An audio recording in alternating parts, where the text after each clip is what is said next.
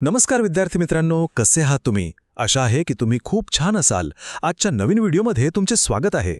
MPSC, UPSC, सरळ सेवा, police भरती आणि तलाठी भरतीची तयारी करणाऱ्या विद्यार्थ्यांसाठी 28 एप्रिल 2026च्या अत्यंत महत्त्वाच्या टॉप 10 चालू घडामोडी आपण पाहणार आहोत.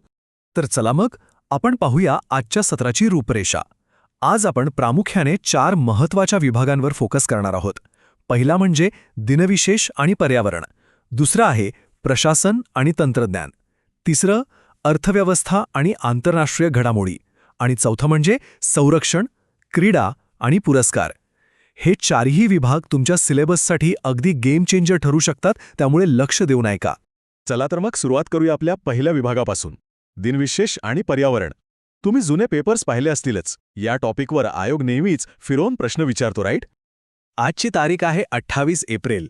तुम्हाला माहिती आहे का, जगभरात हा दिवस कामाच्या ठिकाणी सुरक्षा आणि आरोग्यासाठी जागतिक दिन म्हणून पाळला जातो. आणि यावर्षी म्हणजेच 2026साठी आंतरराष्ट्रीय कामगार संघटनेने म्हणजे आपल्या ILOने एक अतिशय महत्त्वाची थीम दिली आहे, हवामान बदल आणि व्यावसायिक सुरक्षा. जे विद्यार्थी MPSCच्या HRD पेपरची तयारी करतायत ना, त्यांनी ही थीम अगदी तोंडपाठ करून ठेवा. हा 100% विचारला जाणारा प्रश्न आहे. आता हे पुढचं अपडेट पहा.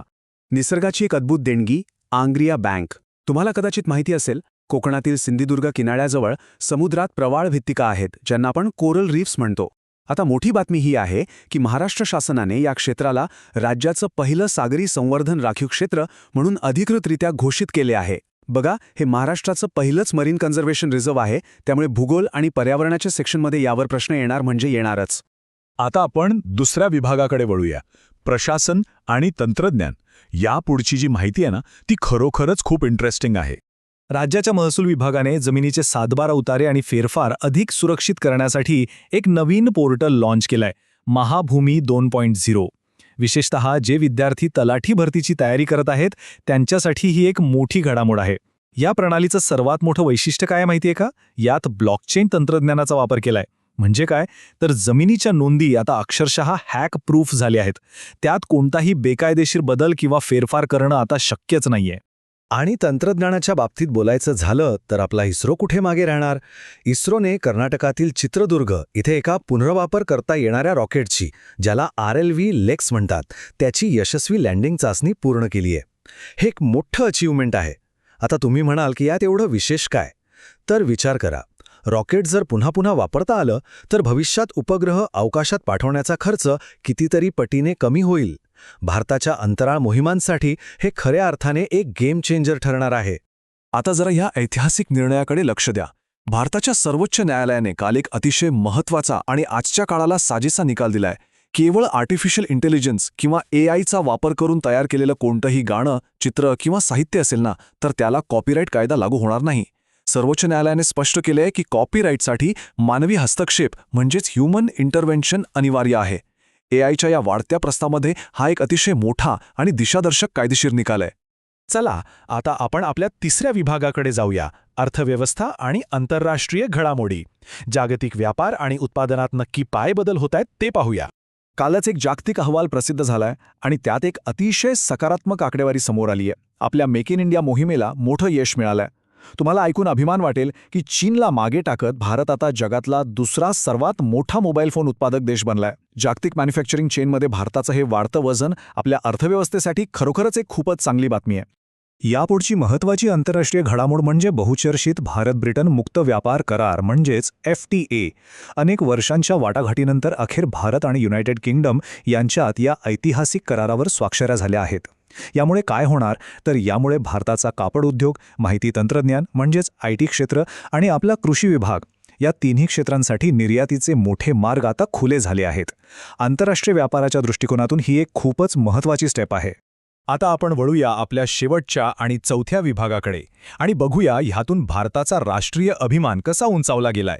यामध्ये आपण संरक्षण, क्रीडा आणि पुरस्कार पाहणार आहोत. 1000 ते 2000 किलोमीटर ही आहे नव्या पिढीच्या अग्निप्राईम या बॅलिस्टिक क्षेपणास्त्राची अचूक मारकक्षमता.